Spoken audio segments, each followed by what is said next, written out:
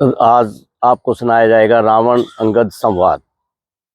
रामलीला महलों से होकर जंगल में से गुजरती हुई धीरे धीरे युद्ध स्थल की ओर बढ़ती हुई। हनुमान जी की लंका से वापसी हो चुकी है, सफल वापसी। रामादल के अंदर जश्न का माहौल है, क्योंकि रामेश्वरम में समुद्र आना शुरू हो चुका है और पुल बनकर जब समाप्त हुआ तो सेनाएं उस पार पहुंची, वानर सेना। तो उसके बाद रामादल की एक अहम बैठक होती है। उसके अंदर निर्णय लिया जाता है कि आगे का कार्य क्या किया जाए। सभी का विचार विमर्श, भगवान राम सबको गया। तो रावण के भाई विभीषण ने राय दी कि रावण को एक मौका और देना चाहिए। तो आगे फिर विचार विमर्श हुआ, तो अब की बार किसको भेजा जाए। तो सभी ने राय दी कि हनुमान जी को ही दोबारा भेज दिया जाए, क्योंकि यही सबसे समझदार है और इसी पर विश्वास किया जा सकता है। लेकिन जामा वंश जो सबसे बुजुर्ग थे, उन्होंने राय दी कि रावण बार बार इसके आने से यही समझेगा कि इनके पास तो एक ही बानर है जो सबसे ज्यादा प्रभावशाली है, क्यों ना अब की बार अंगद को भेज दिया जाए। ये समझदार भी है और बलवान भी है। तो भगवान राम अंगद को अपने पास बुलाते हैं। युवराज, उनके हाथ रखते हुए उनके कंधे पर, युवराज क्या तुम इस काम को करना पसंद करोगे। जब राम ने उनके कंधे पर हाथ रखा तो आश्चर्य हुआ अंगद को। हजारों हाथियों का बल जैसे एक समान उनके शरीर में कौंध गया। अपार बल महसूस हुआ उनको, मेरे अंदर कुछ बल आ गया। तो उसके बाद अंगद कहने लगा, जिस जन पर कृपा आपकी हो वो जाकर लड़े रसातल तक, निर्भय है उसको खोप नहीं उदय चल से अस्ताचल तक। ये सर्वस्व निछावर है मेरा प्रभु की एक ही बानी पर, प्रभु का प्रताप ही ऐसा है पत्थर तैरे हैं पानी पर। तो अंगद की रवानगी होती है। जय श्री राम कहते हुए अंगद लंका की तरफ चले जाते हैं। मदमस्त हाथी की तरह, गजराज की तरह चाल, एकदम कोई भय नहीं, निडर एकदम, जैसे एकदम हाथियों के झुंड के अंदर कोई शेर का शावक समा गया हो। तो जाते ही हलचल मच जाती है लंका में चारों तरफ। आ गया वही बानर, आ गया वही, आ गया पहले वाला। पहले तो लंका जलाई थी, अब की बार पता नहीं क्या होगा। चारों तरफ त्राही त्राही मच जाती है। लंका का दरबार, रावण का दरबार लगा हुआ है। तो आकर द्वारपाल सूचना देता है, महाराज एक बानर आया है, अपने को दूत बतलाता है। आली जहां है जहां पना, दुश्मन जेरोला चार रहे, महाराज के रो बोल रहे बाला, जम जम जुग जुग जय जयकार रहे। बानर एक दूत आया है और अपना नाम अंगद बताता है।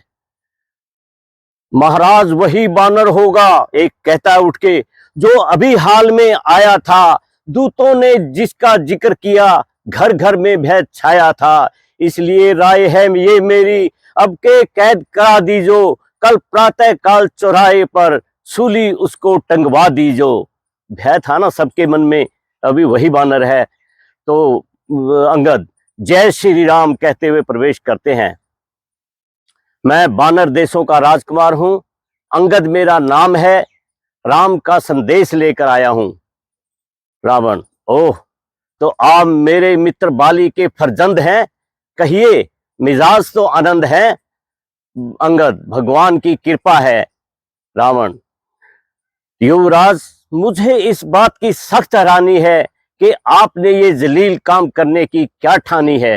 अंगद, आप मुझे चाहे जो भी कहें, मैं इसका बुरा ही कम मानता हूं, बल्कि आपकी बातों को सहन करता हुआ आपको समझाना अपना कर्तव्य समझता हूं, क्योंकि आप मेरे पिता के यहाँ मेहमान रह चुके हैं और कुछ देर तो उनके यहाँ खास मेहमान रह चुके हैं।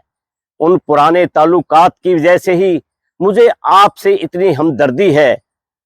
फिजूल की बात सुनने का मेरे पास वक्त नहीं, अपना मतलब बयान करो। मुझे श्री राम ने इसलिए आपके पास भेजा है कि आप भी अब युद्ध से बाज आ जाइए और खामखा इन लाखों बेगुनाहों का खून ना बहाइए। एक मामूली से बात को लेकर इतना खून बहाना कहाँ की अक्लमंदी है। रावण, अरे बेगैरत, तेरे जैसों का भी जिंदों में शुमार है। जो अपने बाप के कातिल से बदला लेना तो दरकिनार, उसका ही खिदमतगार है।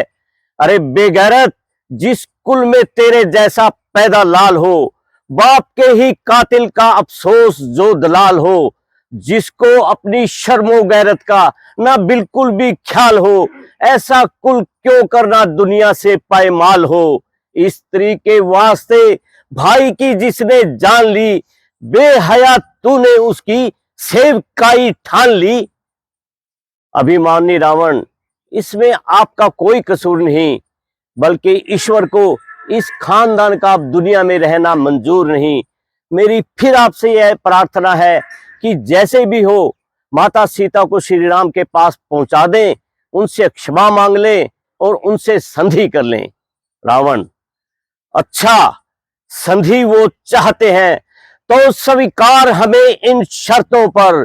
पहले दे भेज विभीषण को, फिर सर धरे वो मेरे कदमों पर, फिर तोड़े सेत समुद्र का और नजर करे मेरी गुलामी में, फिर हनुमान के हाथ बांध देवे मुझे सलामी पे, फिर दांतों में तिनका दाबे, शरणागत हो इन बाणों की, कर जोड़े आकर राम लखन और भिक्षा मांगे प्राणों की। अंगद, बस यही या कुछ और भी? ये तो शर्तें मामूली हैं, मैं उनसे जाकर कह दूंगा सारी बातें मामूली हैं। जिन हाथों ने पुल बांधा है वो इसे तोड़ भी डालेंगे। जो भाई विभीषण आपका है वो भी तुमको संभालेंगे। जितनी हानि अब तलक हुई उन सबको तो हम भर देंगे, पर एक हो गई भारी हानि, वो कैसे पूरी कर देंगे। जब जब महलों में जाओगे तब तब नजरों में आएगी वो शूर्पणखा की कटी नाक, फिर कैसे जोड़ी जाएगी। रावण, खामोश, अरे ओ बदलगाम, किस बिरते पर है नाज तुझे। अरे ढीठ हो मौन, लंकपति से रण करे ऐसा जग में कौन। स्वामी तेरा ना काबिल है जो नारी का दुख सहता है, भाई उसका उसके दुख में हर समय दुखी ही रहता है। वानर सम मूली गाजर है तुम और सुग्रीव नदी के पेड़, जिस योद्धा पर था गर्व तुम्हें वो जामवंत भी हुआ अधेड़। बस था तो वही कुछ था जो आकर लंका जला गया, अफसोस तोड़कर पिंजरे को धोखे से पक्षी चला गया। अंगद, है लंकपति, ये फिर कहना क्या तुमने मुझको सुना दिया? क्या छोटे से एक बानर ने सचमुच लंका को जला दिया? महाराज, जिसका आप जिक्र कर रहे हैं वो तो रामादल का एक मामूली सा सैनिक है और सीआईडी बीआईडी का काम करता है। तो होगा, हमको इससे कोई सरोकार नहीं। शायद तुमको ये मालूम नहीं, मैं आफत का पर काला हूं, जिससे दिग्पाल दहलते हैं वो नार और मतवाला हूं। मेरी इन विशाल भुजाओं ने कैलाश पहाड़ उठाया है, इंद्र वरुण कुबेर यम इन बाणों से थर्राया है। सो किस ध्यान में है तू बानर, मालिक को अपने समझा ले। क्या कुंडल वाले दो तपस्वियों से डर जाएंगे लंका वाले? महाराज, आप कई बातें छोड़ गए, चलिए कोई बात नहीं, मैं बता देता हूं। श्रीमान कभी पाताल गए, श्री बलिराज के जीतन को कुछ छोटे छोटे बच्चों ने मेटा था सब योद्धापन को। जब घुड़शाला में बांधा था और अच्छी तरह सताया था, तब दया आ गई बलि को और जाकर तुम्हें छुड़ाया था। उस रोज सहस्त्र बाहु ने सब शान किरकिरी कर दी थी, याद है? सीता स्वयंवर में धनुष ने इज्जत हर ली थी। तुम बार बार ये कहते हो मैं बड़ा हठी और क्रोधी हूं, मैं बलिहारी, यूं भी तो कह दो बाली की काख का कैदी हूं। रावण, खामोश, अरे ओ बानर, मेरे ये महाबली और विट्टानंद कहलाते हैं। तेरे जैसे बच्चों का तो एक एक ग्रास कर जाते हैं। अंगद, कोई बात नहीं, आपके योद्धाओं को अभी आजमा लेता हूं। ये पांव मेरा पृथ्वी पर से तिल भर भी कोई टाल गया, श्री राम ये समझेंगे मैं सीता जी को हार गया। अंगद जी पांव जमाते हैं और प्रभु का ध्यान करते हैं, भगवान राम का। जैसे द्रौपदी ने भरी स्वयंवर में भरे उस कौरवों की सभा के अंदर भगवान कृष्ण को याद किया था, ऐसे ही अंगद भगवान राम को याद करते हैं और एक अपार बल उनके पैरों में से होता हुआ जड़ों के रूप में पाताल लोक तक चला जाता है, अंगद के पांव में से होता हुआ। अब रावण सभी सभासद उनके, हमें मंजूर है, हमें मंजूर है। तो अंगद कहता है तो देर करनी बेकार है। तो रावण कहता है निकुंभ, महाशक्तियों का अपार कुंभ, मेरा ये निकुंभ जिसके आगे हजारों बलशाली पानी भरते हैं और उन आगे अपने आप को गौण समझते हैं। निकुंभ, जाओ और इस मूर्ख वानर के दर्प को चकनाचूर कर डालो। निकुंभ, मैं अपनी वीरता के आपको जोहर दिखलाता हूं, पांव किस तरह उठेगा आपको दिखलाता हूं। वो ताकत दी है कुदरत ने मेरे इस दस्ते बाजू में, जमी आसमान का वजन कर दूं बस एक तराजू में। निकुंभ जाता है, पांव को उठाने की कोशिश करता है, बार बार कोशिश करता है, लेकिन पांव उठाना तो दूर, हिलता तक नहीं। इस लड़के से कौन सर खप बैठ जाता है इस आश्चर्य से, मेघनाथ, मेरा ही है मेघनाथ। जब मेरा मेघनाथ नाद करता है तो सृष्टि अपने कार्यकलाप भूल जाती है, दिशाएं अपना रुख पलट लेती है और मेघ बरसना बंद कर देते हैं। भवानी की इस पर विशेष कृपा है। मेघनाथ, जाओ और इस मूर्ख वानर के बल को नेस्तनाबूद कर डालो। मेघनाथ, चलूंगा जिस जमी पर मैं वहां भूचाल आएगा, पांव तो चीज ही क्या है, आसमां भी कांप जाएगा। मुजस्सिम काल हूं मैं, क्या ये मेरी ताब लाएगा, भस्म हो जाएगा जो भी नजर मुझसे मिलाएगा। मेघनाथ जाता है तो पांव उठाने की कोशिश करता है, नहीं उठता। निराश होकर इस लड़के से कौन सर खपाए, जब युद्ध में आएगा तो देखा जाएगा, बैठ जाता है। तो रावण कुंभकर्ण का आह्वान करते हुए, कुंभकर्ण, लंका का वो सूर्य जो 6 महीने अस्त रहता है और एक दिन उदय होता है।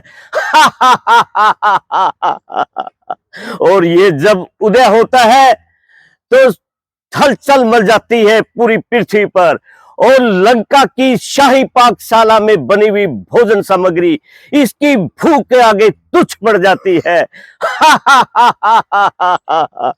कुंभकर्ण, जाओ और अपने बल के अंदर इस मूर्ख वानर को उड़ा डालो। कुंभकर्ण, उठाया जब कदम मैंने, कदम इसका उठाने को, ना पाएगी जगह इसको कहीं भी मुंह दिखाने को। मेरी जुम्बिश से आ जाएगी जुम्बिश कुल जमाने को। ओ मूर्ख बानर, ठहर, मैं आ रहा तेरा बल आजमाने को। चलता है मस्त हाथी की तरह कुंभकर्ण और जाता है अंगद के पास, पांव उठाने की कोशिश करता है, नहीं उठता। ओहो, यह तो कोई योग क्रिया मालूम होती है। पसीना पहुंचते हुए वापस बैठ जाता है। तो रावण, आश्चर्य है, क्या तुम्हारे बल को धरती निगल गई या सांप सूंघ गया? तुम में से कोई भी ऐसा वीर ऐसा नहीं जो इस बानर का पांव उठाना तो दूर हिला तक दिखाए। अंगद खड़ा है सामने, अंगद भरम अपना मिटा ले तू, बाकी रहा होवे कोई उसको भी बुला ले तू। ना फिर ये वक्त मिलने का, इस वक्त जो तू चुकेगा, फलक आंसू बहाएगा, जमाना मुंह पे थूकेगा। तो रावण, अरे मूर्ख, मैं तेरे पांव को तो क्या तुझे ही उठाकर समुद्र में फेंक देता हूं। उठता है और अंगद की तरफ बढ़ता है। अंगद पांव उठाते हुए, जब रावण झुकता है तो वो पांव उठा लेता है। समझाना उसका उद्देश्य था यहाँ पर अंगद को, रावण को।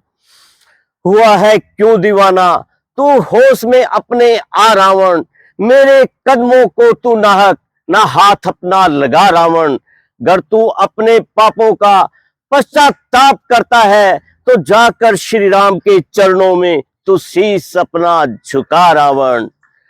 रावण, तुम्हारी इस बकवास का जवाब यहां नहीं, युद्ध के मैदान में दिया जाएगा। देखूंगा तू युद्ध भूमि में कितने देर पांव जमाता है।